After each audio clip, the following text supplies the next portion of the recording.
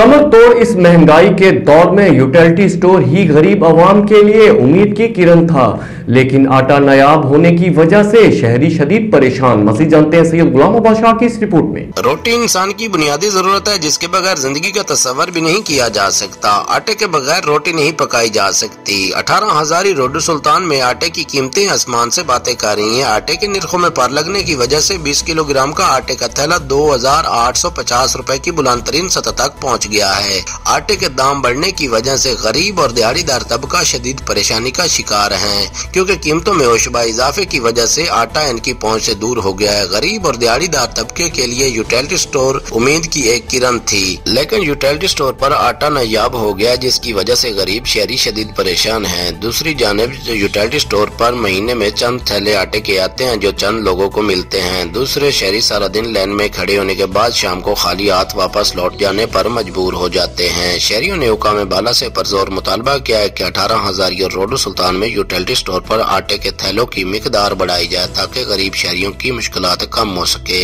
Cameraman Saeed Hasan Raza के साथ सईद गुलाम बादशाह, 18,000।